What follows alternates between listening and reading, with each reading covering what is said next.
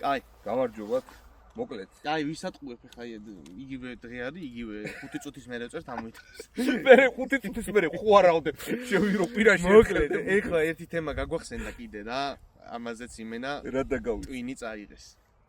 დათოს დისკურები და სისხლი. რაღაც სამიზნე მოწყობილობას დავდებთ გასაყიდად და რამდენზე იყურება სადამდე ხედავს და რაღაცა უაზრო მე ვფიქრობ რომ მაგნაირ ადამიანებს რომელიც კოლიმატორზე კითხულობს რამდენზე იყურება იარაღი საერთოდ არ ჭირდება ანუ სამიზნე მოწყობილობა არ ჭირდება რა ბიჭო რა თქინაც აი თავის მექანიკური სამიზნე განსაკუთრებით რა მოვიდა დაუმიზდა ეს მორჩა აღარ უნდა არაფერი არ არის საჭირო აი ამ კოლიმატორზე კიდევ შემეკითხები გლოკზე თუ დგებაო ესე იგი არც გლოკი არ ჭირდება საერთოდ ჯობია არ კონდეს on მართლა ჯობია დამიჯერეთ ხალხო ეგეთი ელემენტარული თუ არის იარაღი ეხლა გვაქვს ადგილზე გვაქვს სამი სახეობა სამიზნე მოწყობილობების და კიდე ერთი არსებობს ჰოლოგრაფიული რომელიც ეხლა არ აქვს დავიწყოთ კოლიმატორული სამიზნით კოლიმატორული სამიზნე არის აი ესეთი ტრუბის ფორმის სამიზნე მოწყობილობა რომელსაც შიგნით აქვს ორი ლინზა წინა და უკანა მხარეს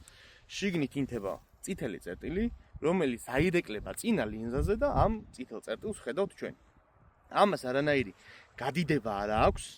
ანუ როგორც თვალით ხედავთ, იგივენაირად ხედავთ ამაში. ანუ უბრალოდ ჩაულებრივ შუშებში ვიყურებთ. შუშებსავით ვრუციანი ხარ საერთოდ ვერ ხედავთ. ამ წითელ წერტილს სპეციალური შესასწორებლებით ვაწორებთ მიზანზე, სადაც ხდება იქ ვაყენებთ და მე როცა ამ წერტილს დაუმიზნებთ სამიზნეზე, სადაც წითელი წერტილი იქნება, თუ კარგად გვაქვს გასწორებული, მოხდება იქ. არ ადიდებს და იყურება იმდენზე, რამდენითაც შეგიძლია რომ შენი შეუიარაღებელი თვალით დაინახო. ხედავ 100 მეტრზე სამიზნეს, 100 მეტრში გაარტყავ. ხედავ 500 მეტრზე, თუ იარაღიც გიწყობს რა თქმა უნდა ხელს, გაარტყავ 500 მეტრზე. ანუ ეს არაფერს არ გიცვლის. ეცადე. თუ 500 მეტრზე სამიზნეს ხედავ იქ იმგე სინჯი. რაღაცაში აძელა. მოკლედ, კოლიმატორული სამიზნე არ ადიდებს და ხედავ ისე როგორც ხედავ თვალით. სადამდეც თვალით შეგიძლია რომ დაინახო სამიზნე, რასაც გინდა რომ ესწავლო, იქამდე ესვრი. სხვაგან ვერ ისვრი. გადავიდეთ პრიზმაზე მიხატული ის არის, რა ქვია, წერტილი, წითელი წერტილი წარმოვიდგინეთ. გადავიდეთ პრიზმულ სამიზნეს. გომიყვარს უტას. ამ გვაქვს პრიზმა, რომელშიც შიგნით არის ბადე ჩახატული. ეს ბადე არის დაფიქსირებული.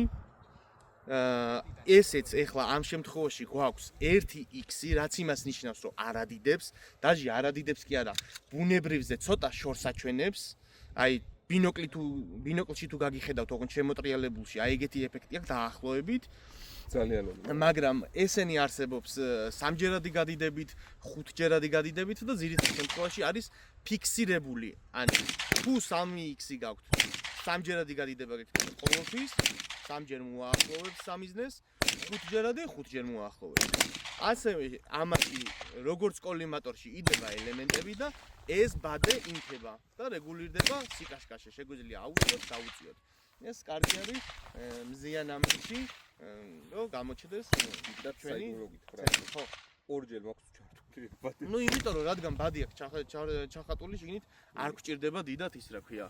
ჩართვა რა, ისე შეგვიძლია გავარდო. ეხლა დათოს ეგ არ გაახსენდება, ანუ ვისაც თვალები გაწუხებთ, ასტიგმატიზმია რაღაცა, იმათვის არის მიწრება და ორი ხაზი ესეთი სამიზნე. ხო, ნუ ვისაც ასტიგმატიზმი აქვს, კოლიმატორულ სამიზნეში ის წითელი წერტილი ხან გადღაბრინლი ოვალია, ხან ვარსკვლავია, მოკლედ. ვისაც თვალზე პრობლემა არ აქვს, იმას შეგვიძლია გამოიყენოს. ვისაც თვალზე პრობლემა აქვს, იმისთვის კარგი არის პრიზმული სამიზნე და ასევე ჰოლოგრაფიული სამიზნე. ჰოლოგრაფიულ სამიზნეში კოლიმატორისგან განსხვავებით გვაქვს ბევრი წერტილი, რომელიც სხვადასხვა კუთხეებში აირეკლება წინა შუშაზე და გამოდის ჰოლოგრაფიული გამოსახულება. ასტიგმატიზმიან თვალზე არაფერი არ ემართება, ჩანს ისე როგორც ჯანმრთელი თვალით. და ერთ-ერთი ყველაზე ძვირი არის ჰოლოგრაფიული სამიზნე მოწყობილობების შორის. მაგრამ ყველაზე ხარისხიანი, ყველაზე სანდო, ყველაზე საიმედო, ყველაზე საყვარელი და სალავტირილი დავიწყია ვიყიდეთ ფილმები მაგის დედავალი. და ბოლოს ესეთი სულადი გადიდების სამიზნე მოწყობილობა. ეხლა ეს კონკრეტული არის 1-10 გადიდებით, ანუ შეგვიძლია 1-დან 10-ის ჩათვლით ზუმი შევურჩიოთ აი ამ სპეციალური დოლურის გადატრიალებით. ანუ შეგვიძლია გამოვიყენოთ როგორც კოლიმატორი, ახლო მანძილზე სამუშაოთ, ისე როგორც ოპტიკური კოლიმატორი. ოპტიკური სამიზნე შორ მანძილზე სამუშაოთ.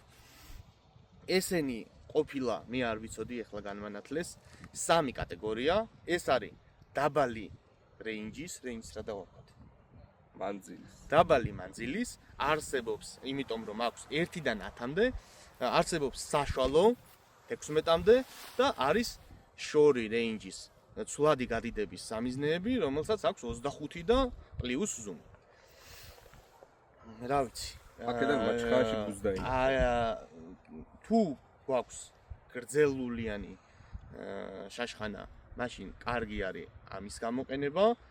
16 ინჩს გულისხმობ და დიდს და თუ გვაქვს ესეთი მოკლედულიანი 10-იანი 11-ნახევრიანი იარაღები, სრულიად დამაკმაყოფილებელია კოლიმატორი და პრიზმული სამიზნის გამოყენება. რა ვიცი, სხვა მე მგონი ვეღარაფერს ვერ დავამატებ. გათოძიას ნუღა გამიბრაზებთ რა. რამდენზე იყურება სამიზნეზე არ დაწეროთ გეხვეწებთ, კოლიმატორზე მით უმეტეს.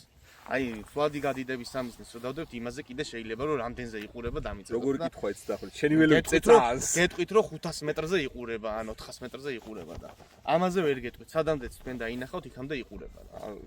100 მეტრი და ქვემოთ არის სასწრული ეს იარაღი, მე თუ გითხო ეს სამიზნეები გადიდების გარეშე. 100 მეტრიდან ქვემოთ. ოპ